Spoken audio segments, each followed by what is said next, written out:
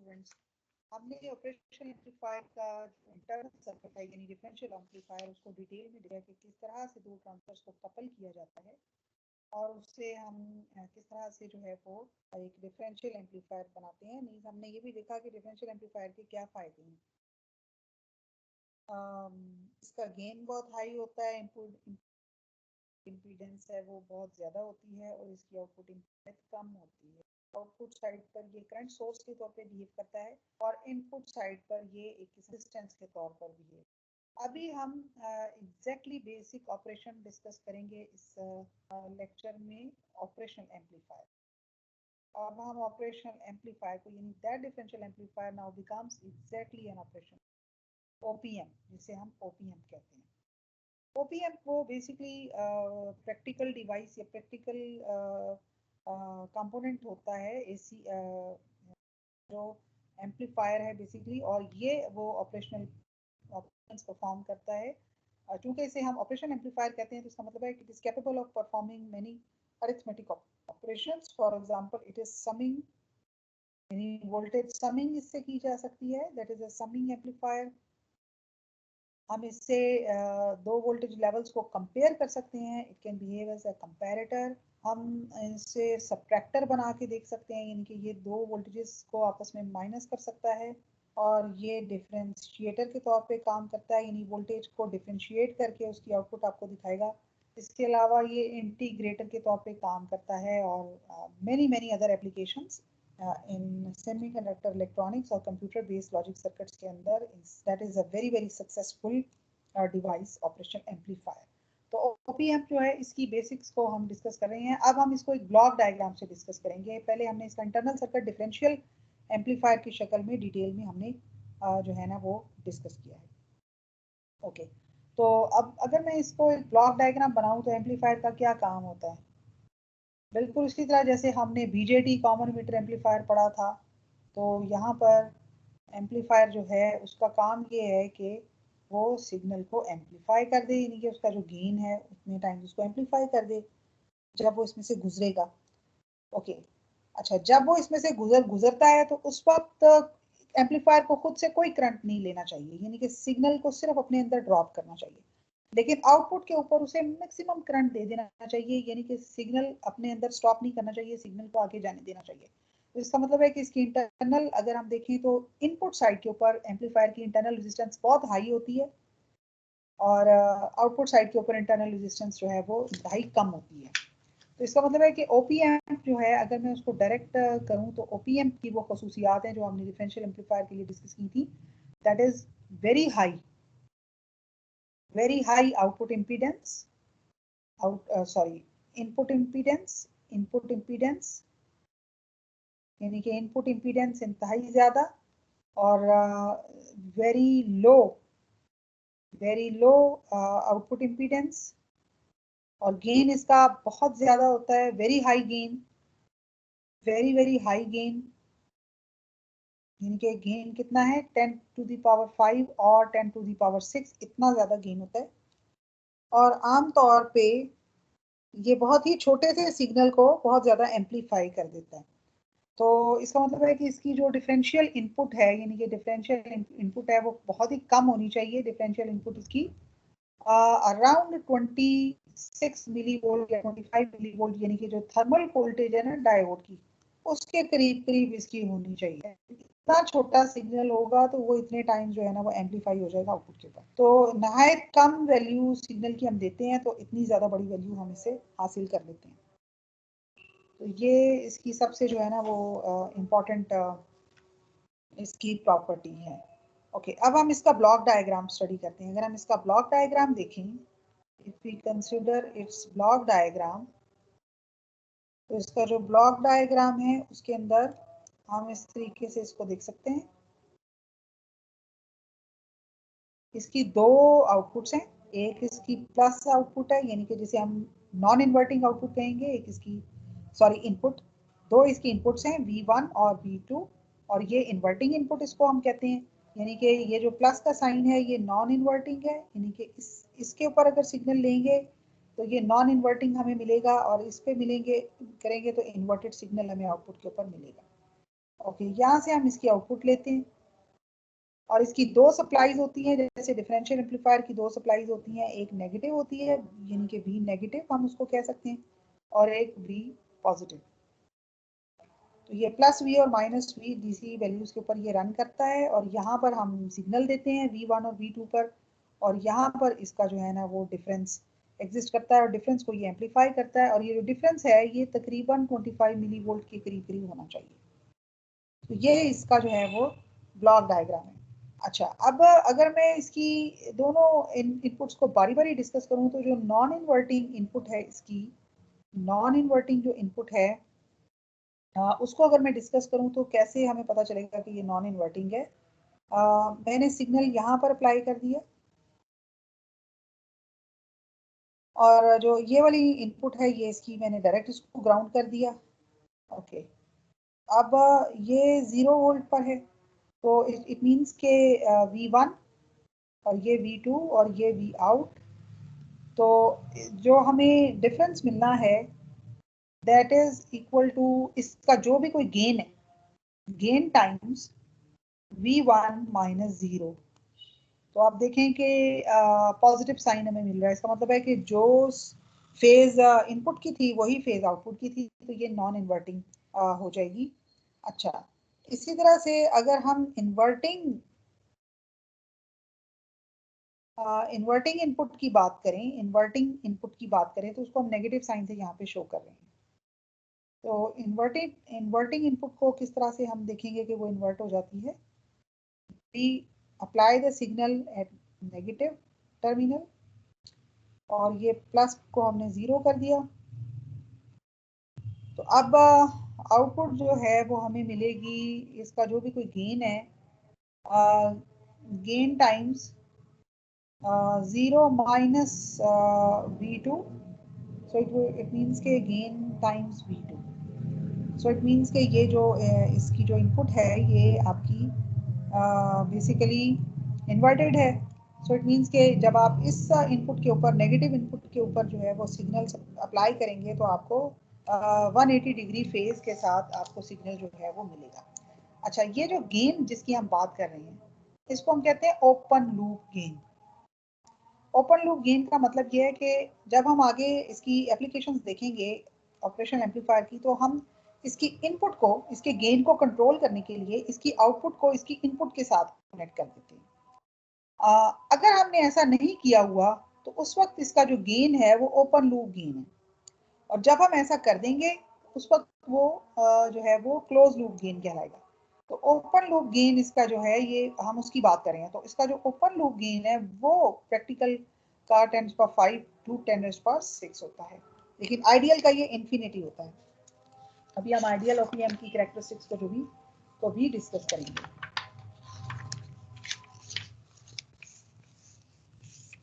अच्छा, अब बात करते हैं इसकी गेन की।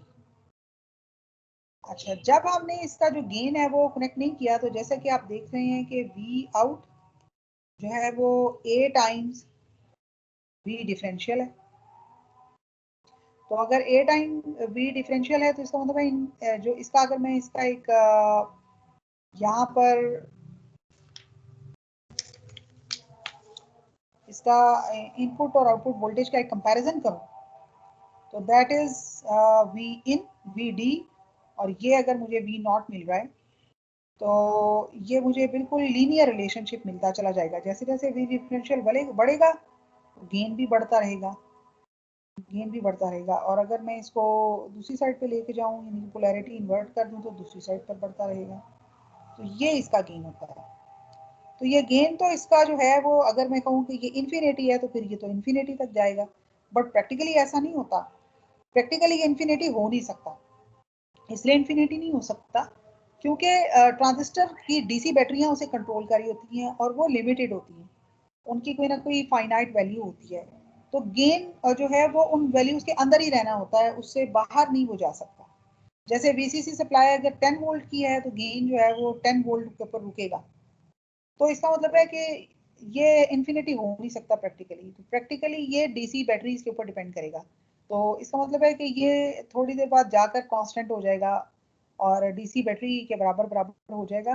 तो उस वैल्यू को हम कहते हैं सैचुरेशन। और नेगेटिव यानी कि जो बैटरी है उसके लिहाज से ये नेगेटिव हो जाएगा, -V सैचुरेशन। तो इसका मतलब है कि ये गेन जो है ना, ये लिमिटेड गेन होता है V सैचुरेशन और -V सैचुरेशन के दरमियान। और ये जो V सैचुरेशन है ये डिसाइड करती हैं बैटरीज, ये बैटरीज डिसाइड करती हैं। ओके, तो इसका मतलब है कि ट्रांजिस्टर जो है ना वो यहाँ पर जाकर उसका गेन फ्लैट हो जाएगा। ट्रांजिस्टर के लिए जो ऑपरेटिंग जो आपका सॉरी एम्पलीफायर के लिए, एम्पलीफायर का जो ऑपरेटिंग रीजन है ना वो ये रीजन है। This is the operating region of amplifier, operating region of OPM. इसको हम कहते हैं लीनियर रीजन। तो यहाँ पर कहीं पर जो है ना ये काम कर रहा होता है। अच्छा, अब अगर मैं ये कहूँ कि सिग्नल जो डिफरेंशियल सिग्नल है वो 1 माइक्रोवोल्ट है और इसका जो ओपन लूप गेन है वो 10⁻6 है, तो इसका मतलब है कि इसके मुकाबले पे जो सिग्नल आपको मिलेगा वो 10⁻6 टाइम 10⁻⁻6 यानी कि ये वो 1 वोल्ट मिलेगा आपको। अच्छा, और अगर ये इस पे मैंने 10 वोल्ट की बैटरी लगा रखी है और यहाँ पर मैं कहती हूँ कि मुझे मैं यानी कि 10 microvolt, if I apply 10 microvolt signal, तो ये 10 वोल्ट पर कैप हो जाएगा जाकर, यानी कि 10 वोल्ट से ज्यादा मुझे ये दे नहीं सकता। इसका मतलब है गेन इसका जो है वो रिस्ट्रिक्टेड है। और आप देख लें कि 10 वोल्ट गेन पर ये कितनी तेजी से पहुंचेगा। जस्ट 10 माइक्रोवोल्ट सिग्नल दिया इसकी डिफरेंशियल सिग्नल, तो ये 10 वोल्ट पर चला गया। तो इसका मतलब है कि हमें जो है ना वो इसकी वैल्यूज को यानी कि इसकी जो इनपुट सिग्नल है वो बहुत ही छोटा होता है, बहुत ही कम होता है। तो इस वजह से क्या होता है कि ये लीनियर रीजन भी बहुत ही छोटा होता है और हम प्रैक्टिकल एप्लीकेशंस के अंदर इसके गेन को कंट्रोल नहीं कर सकते।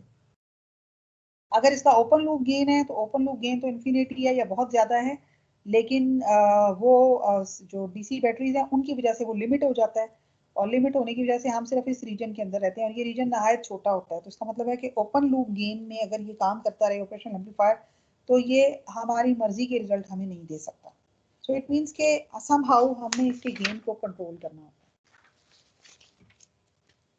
तो अगर हम अभी हम उसकी बात नहीं करेंगे कि how we control the gain, अभी हम सिर्फ इसका जो है ना वो ओपन लूप गेन का हम कर्व देख रहे हैं। अच्छा, उससे पहले हम एक आइडियल ऑपरेशन एम्पलीफायर की जो है ना कैरेक्टरिस्टिक्स को डिस्कस करेंगे और उसका इंटरनल सर्किट डिस्कस करेंगे। तो अगर हम एक ओपीएम, आइडियल ओपीएम का इंटरनल सर्किट डिस्कस करें या प्रैक्टिकल ओपीएम का भी, दोनों के एक ही जैसे होते हैं, फर्क सिर्फ ये है कि प्रॉपर्टीज डिफरेंट होती है। तो अगर मैं ये सर्किट देखूं तो ये सर्किट किस तरह से है, ये ऑपरेशन एम्पलीफायर है और इसकी इनपुट साइड के ऊपर बड़ी हैवी इनपुट इम्पीडेंस सिग्नल को नजर आ रही है। ये V1 है, ये V2 है और ये VD है। ओके, और इस साइड के ऊपर जो है वो हमें यहाँ पर हमें जो है ना वो डिफरेंशियल आउटपुट नजर आ रही है, सॉरी R0 नजर आ रही है आउटपुट इम्पीडेंस। और यहाँ पर हम ई आउट इसकी ले रहे हैं और यहाँ पे हमने लोड लगा रखा है, यानी कि कोई लोड है जो कि इसकी वैल्यू को ले रहा है। इंटरनल सर्किट में हमें ये इस तरह नजर आता है, यानी ये इसकी इनपुट साइड है, इनपुट के इनपुट इम्पीडेंस को शो कर रहा है। सिग्नल को जो अंदर जाते हुए इसकी जो इम्पीडेंस नजर आ रही है वो ये है, सिग्नल को बाहर निकलते हुए जो इम्पीडेंस नजर आ रही है वो ये है।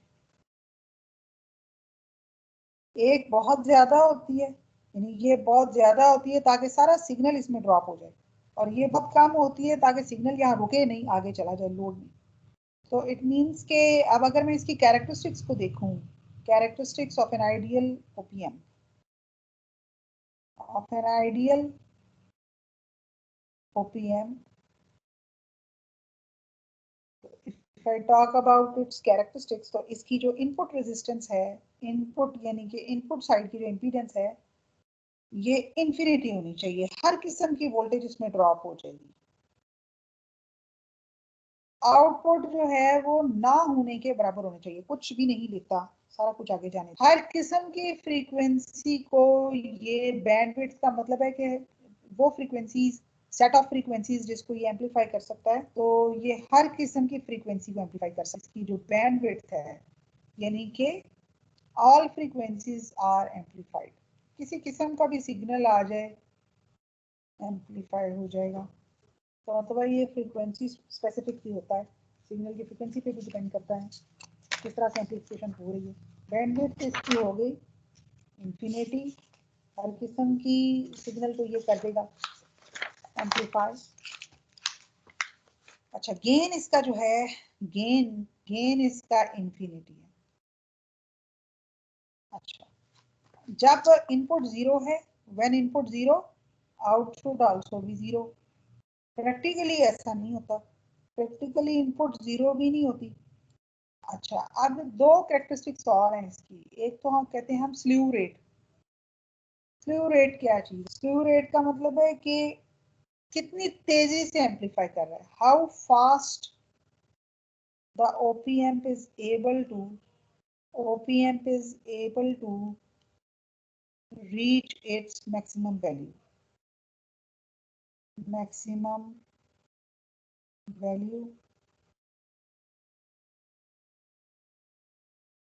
और इसको हम यहाँ देख सकते हैं। अगर एक क्लॉक पल्स है तो ये जो वैल्यू है ना 0 से जो भी इसकी भी पीक है, यहाँ पर ये इसकी जो रेट ऑफ चेंज है ये हमें नजर आ रहा है।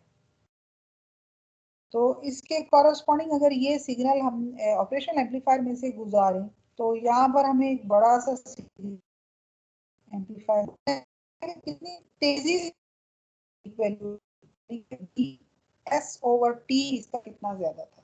इसका मतलब है कि स्लीव रेट जो है, स्लीव रेट ये S/T होता है, यानी कि rate of change of time, rate of change of voltage होता है। और प्रैक्टिकली ये आपका 0 होता है, यानी कि T within no time ये अपने पीक पे पहुंच जाता है। तो इसका मतलब है कि अगर किसी चीज को 0 से डिवाइड किया जाए तो वो इंफिनिटी हो जाती है। तो स्लो रेट भी इसका इंफिनिटी होता है। सेकेंड जो इंतहाई इंपॉर्टेंट इसका पैरामीटर है that is common mode rejection ratio. अभी हमने बात की थी ना कि एम्पलीफायर जो है वो कॉमन मोड सिग्नल को रिजेक्ट करता है। तो ये जो रेशियो है ना ये बताती है कि इसका जो कॉमन मोड गेन है, इसकी जो कॉमन मोड गेन है वो इसकी डिफरेंशियल गेन के साथ उसका क्या ताल्लुक है। अब कॉमन मोड गेन इसका क्या होना चाहिए? 0 होना चाहिए। और डिफरेंशियल अगर मैं इस वैल्यू को 0 कर दूं, आइडियली मेरा कॉमन मोड गेन 0 होना चाहिए, क्योंकि हम ये बात कर चुके हैं कॉमन मोड सिग्नल को ये कंप्लीटली रिजेक्ट करता है। तो उस सूरत में इसका जो कॉमन मोड रिजेक्शन रेशियो है वो इंफिनिटी होगा for an ideal op-amp। Practically ऐसा नहीं होता क्योंकि सिग्नल्स के दरमियान थोड़ा बहुत चेंज होता है प्रैक्टिकली, और डिफरेंशियल वोल्टेज कुछ बन रही होती है वहां पर, वो ऑफसेट वोल्टेज कहलाती है। अच्छा अब अगर इसकी आइडियल ओपीएम को हम प्रैक्टिकल ओपीएम के साथ डिस्कस करें, प्रैक्टिकल ओपीएम आप ले आते हैं तो प्रैक्टिकल ओपीएम जो है, और फिर हम इसको आईसी 741 के साथ जो कि ओपीएम आईसी है उसके साथ हम इसको डिस्कस करते हैं। उसके साथ अगर डिस्कस करें तो यही प्रॉपर्टीज होंगी। आर आई प्रैक्टिकल ओपीएम की मेगा होम होती है, इंफिनिटी नहीं होती। ये ओम्स होती है, 0 नहीं होती। ओपन लूप गेन इसका इंफिनिटी नहीं होता, वो 10⁵ या 10⁶ होता है। और इसकी जो वी इन जब इसकी 0 होगी तब भी इसकी कोई ना कोई आउटपुट आ रही होगी, मिली वोल्ट सिग्नल इसमें होगा, जिसे हम ऑफसेट वोल्टेज कहते हैं, यानी कि 0 नहीं है ये, प्रैक्टिकली ये पहले ही उसके ऊपर कोई वैल्यू थी, जिसे ऑफसेट वैल्यू कहते हैं, ऑफसेट वोल्टेज। अच्छा स्लीव रेट अगर हम बात करें तो वो भी कुछ होता है, इंफिनिटी हरगिज भी नहीं होता, वो भी फाइनाइट कोई वैल्यू होती है। और जो कॉमन मोड रिएक्शन रेशियो है वो भी कुछ फाइनाइट वैल्यू होती है, वो भी इंफिनिट नहीं होती। अब अगर हम इसको प्रैक्टिकली 741 आईसी के साथ, जो कि ओपीएम का आईसी है, लैब में आप जाएंगे तो 741 के साथ काम कर सकते हैं। 741 की जो इनपुट इम्पीडेंस है वो 2 मेगा ओम है। आप इसकी डाटा शीट अगर पढ़ें तो आपको ये वैल्यूज मिलेंगी। 75 ओम इसकी आउटपुट इम्पीडेंस है। इसका ओपन लूप गेन जो है वो 10⁵ है। ऑफसेट वोल्टेज इसकी 1 मिली वोल्ट होती है, यानी कि जब आप ये ऑफ भी है ना, काम नहीं कर रहा है, या इस पे कॉमन आपने सिग्नल अप्लाई कर दिया है, तो उस वक्त भी 1 मिली वोल्ट ये एम्पलीफाई कर रहा होता है, दे रहा होता है। तो आप हमेशा सिग्नल को इस वैल्यू पे रखकर मेजर करेंगे, ये इसका स्टार्टिंग पॉइंट। स्लीव रेट इसका होता है 0.5 पर माइक्रो सेकेंड, यानी कि ये वोल्टेज इसका जो रेट बढ़ता है वो पर माइक्रो सेकेंड में 0.5 वोल्ट बढ़ते हैं। और इसकी जो CMMR है, याद रखिए ये रेशो हम डेसिबल एक क्वांटिटी होती है उसमें लेते हैं। डेसिबल का मतलब ये है कि अगर हम किसी रेशो को, जैसे कि ये रेशो जो थी ये डिफरेंशियल और कॉमन मोड रेशो थी ना, आप इसका लॉग ले लें, अगर log 10, तो कह लें हम इसको लॉग की शक्ल में अगर लिखें तो ये रेशो जो है एक कॉमन मोड, ये रेशो जो है आपकी ये डेसिबल कहलाएगी। यानी अगर आप इस रेशो का लॉग ले लें बेस 10 का, तो इसको हम डेसिबल में, तो अक्सर जो यूनिट्स है ना वो रेशो के वो डेसिबल में मेजर किए जाते हैं, क्योंकि डेसिबल ज्यादा अच्छी और कन्वीनियंट वैल्यू देते हैं। तो डेसिबल में हम इसको मेजर करते हैं, तो ये 70 से 90 डेसिबल होती है इसकी कॉमन मोड रिजेक्शन रेशो। ये हम 741 ओपीएम की बात कर रही हैं। तो इस तरह से हमने देखा कि ऑपरेशनल एम्पलीफायर की आइडियल कैरेक्टरिस्टिक्स क्या होती हैं, और ऑपरेशनल एम्पलीफायर जो प्रैक्टिकल ऑपरेशनल एम्पलीफायर है उसकी जो कैरेक्टरिस्टिक्स हैं वो क्या होती हैं।